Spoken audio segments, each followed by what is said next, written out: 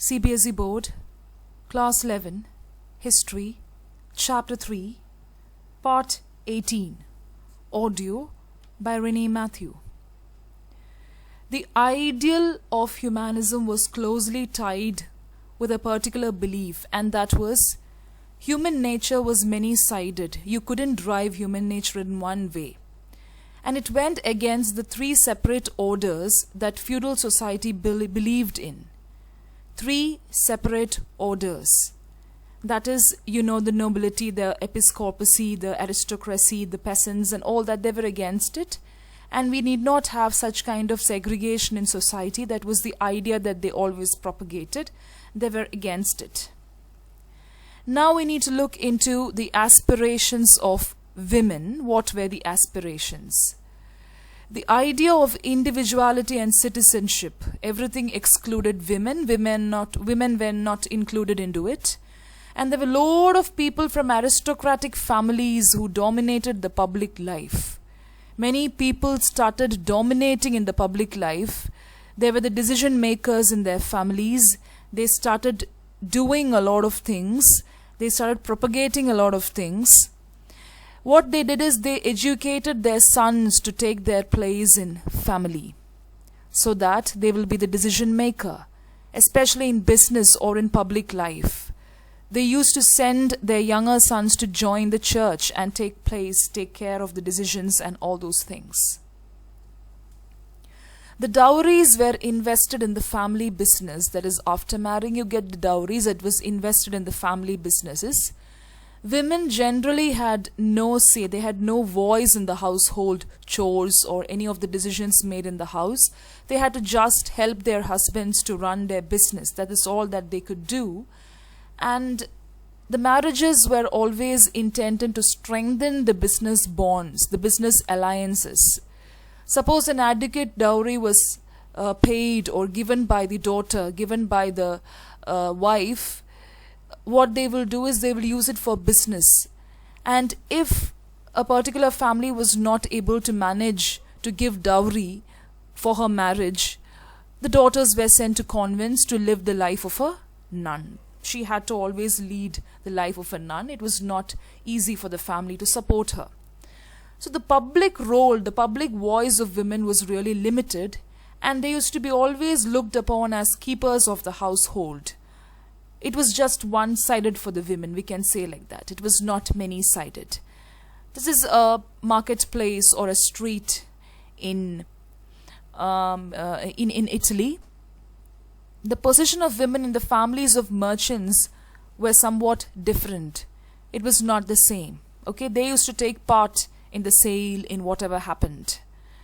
The shopkeepers were often supported and assisted by their wives in running the shop, without which nothing was actually possible. And in the families of merchants and bankers, definitely they took the help of the wives to look after businesses. When the male members were away on work, they always assisted them. So it was a kind of support that they got for the merchant and bankers. When they got married, it was a great support. And when a particular merchant died, suppose a merchant died very early, it will compel his widow, the wife, to perform a larger public role, because when he was alive, maybe the shop was very small, but now it is compelling the widow to perform it with a much greater appetite actually. And that was the case especially in aristocratic families, to keep on with the business, to keep on with the bank and such things, especially in the aristocratic families. But some of the women were exceptionally intellectual, they were creative, they were sensitive, and they were very good in skills. And that was about the importance of a humanist education.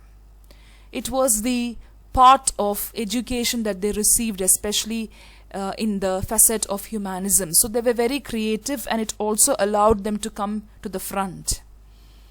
Even though the study of letters promises and offers no reward for women and no dignity, every woman ought to seek and embrace these studies. So some of the letters, some of the shops or whatever they did, it did not give any acknowledgement. It did not promise any reward. It did not credit the women in any way. No dignity was given to the women. But in spite of that, every woman ought to seek and embrace these studies. They really loved these studies and these kind of viewpoints from humanism. Now this is written by a person known as Venetian Cassandra Fidel. This particular quote is given by Venetian Cassandra Fidel. Who was she? She was one of the person, very few, like many of them did not even speak in the society, but she was a person who spoke and who questioned the idea that women were incapable of achieving the qualities of a humanist scholar, because most of the women were influenced by humanism and they wanted to be a scholar in humanism. So she was a person who questioned, saying, why can't we also be a scholar in humanism? She is well known for her proficiency in Greek and Latin, and you should know that there were many women who started studying Greek and Latin, and she was also invited to give orations in the University of Padua.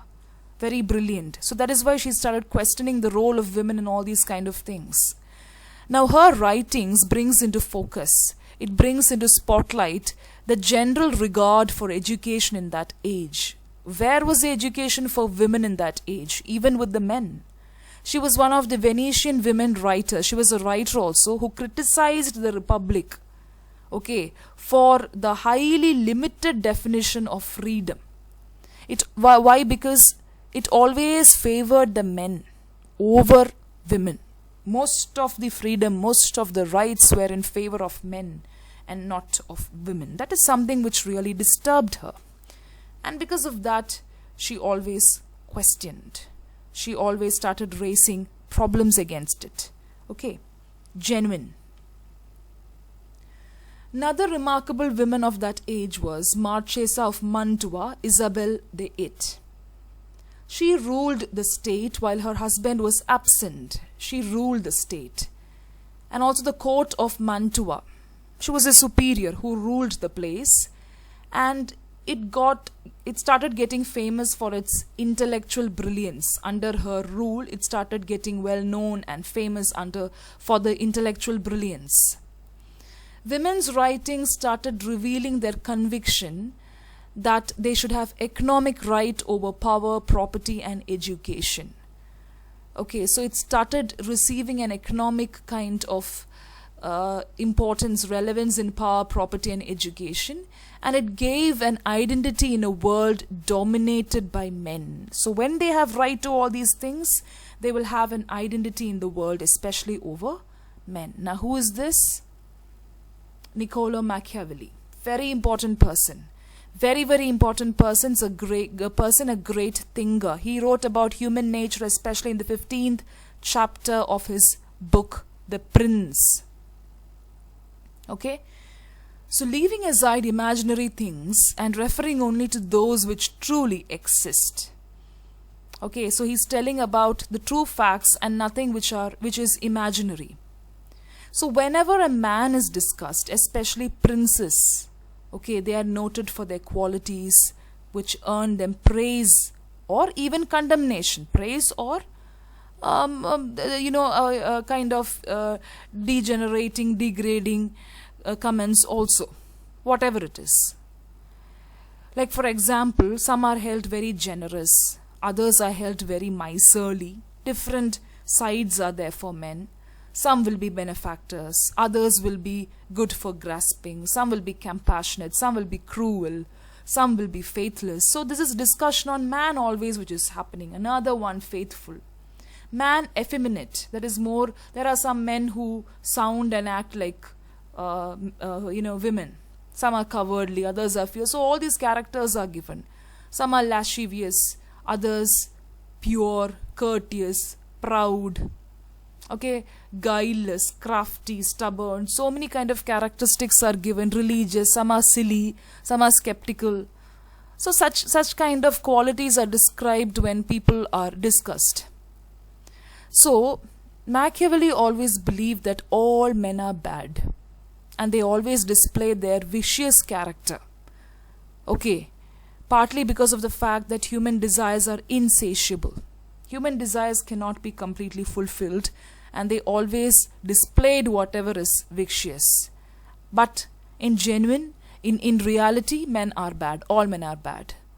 The most powerful aim and motive of Machiavelli was the incentive for every human action is self-interest. Every human action is always repaid or reciprocated with self-interest. Whatever interest you show in building up yourself, that is something which you get back, or that is something for which you're rewarded. It is the self-interest which designs or determines your quality.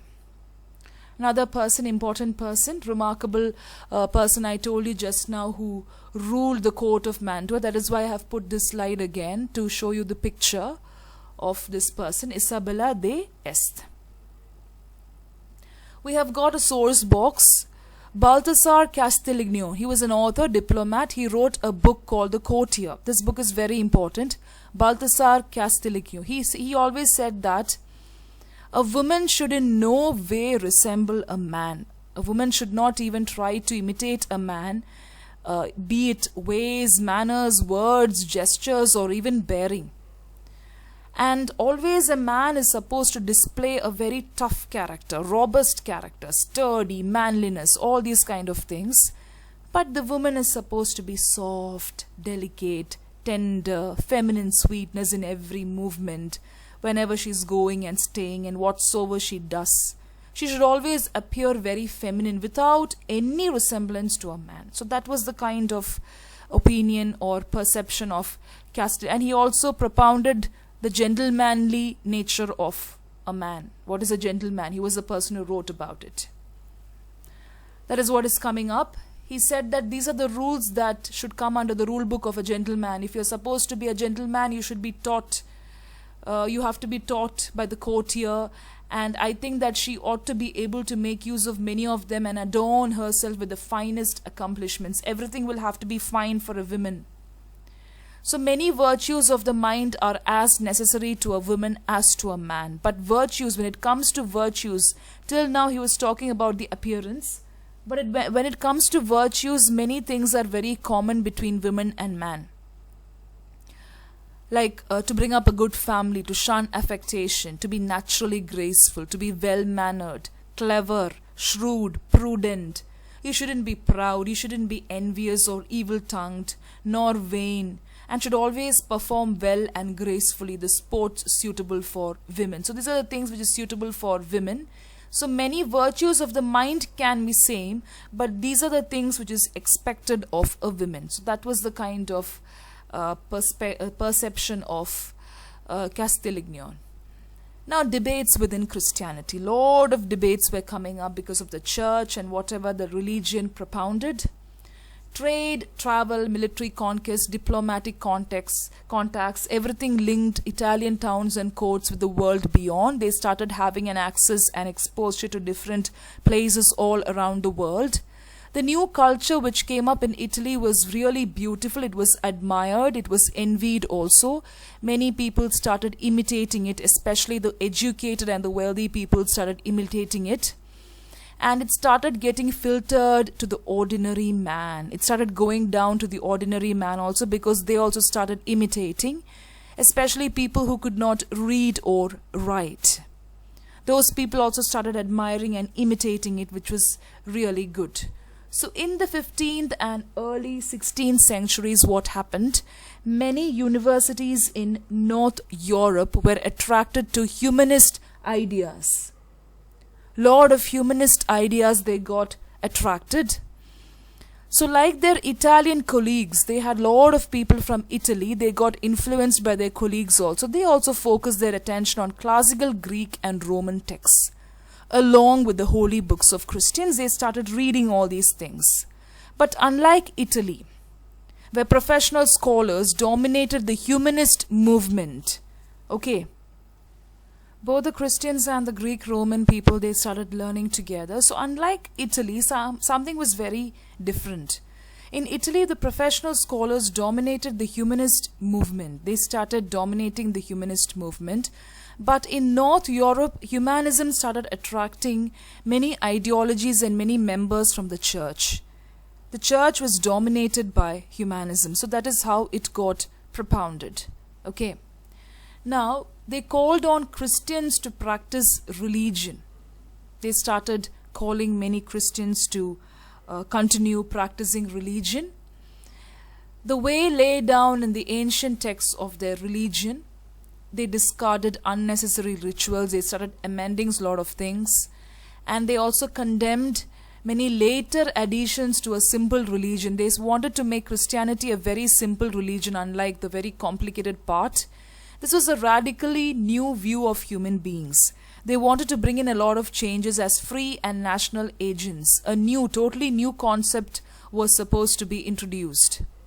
And the philosophers started returning to this particular concept again and again, and they got inspired by the belief that there was a distant God, an omnipotent God who created man and also allowed him complete freedom according to free will, the choice to live his life freely in pursuit of happiness here and now. So this is something that influenced Christianity because of humanism. Philosophers got influenced by this belief that there was a belief of a distant God and the choice of free will, and God always wanted men to live in happiness here and now. So free and rational agents, where religion was kind of reduced to a very simple thing, simple belief and very docile kind of belief. There were two humanists, Thomas More and Erasmus, in Holland. They felt that the church had become an institution which was marked by greed, extorting money at will from ordinary people. So church was corrupt. So the humanists, Erasmus and Thomas More, wanted to bring about a lot of change in this, and they wanted to renew the church where a lot of humble things took place according to what the religion taught. One of the favorite methods of the clergymen was to sell indulgences, documents which apparently freed the buyer from the burden of the sins. So if a person committed sins, it was selling indulgences. That is, they will ask people to pay money and get saved from sin. So they will say, if you pay me money, you will be, relieved of your sins, which was not a right practice. So that is something they wanted to really free them from. These are the pictures of the two humanists. This is Thomas More and this is Erasmus. They almost look very similar, but they are not same. They are two different humanists. And look at the age also in which they lived, more or less the same time, same period that they lived in. Okay? Christians came to realize from printed translations of the Bible, especially in local languages, that their religion did not permit such practices. That is, to sell indulgences, to get paid for the sins that you did and made. Okay? So almost in every part of Europe, peasants started rebelling against the taxes which were imposed by church. So by now the peasants understood that all the money that they paid to the church was not for a good purpose. Still then they were not able to open their mouth, even if they wished. So the common folk resented the extortions of churchmen. They started resenting, they started creating upheavals, and there was a lot of rivalry and revolts which took place. Princes found their interference in the work of the state irritating. Many people started interfering with their work. They were actually pleased when humanists pointed out that the clergy's claim to judicial and fiscal powers originated from a document called the Donation of Constantine. So they understood that the clergy's interference with judicial and fiscal powers was because of a document called Donation of Constantine, which was issued by Constantine, the first Christian Roman emperor. So if they abolished and if they destroyed this particular document, they will not be able to interfere with these judicial powers. That is the truth. Now the humanist scholars were able to point out, and their point became very strong. It was kind of fortified. They started proclaiming that all these things that they practiced in the church was not at all genuine, and it was actually forged later. So that was the kind of finding that they had.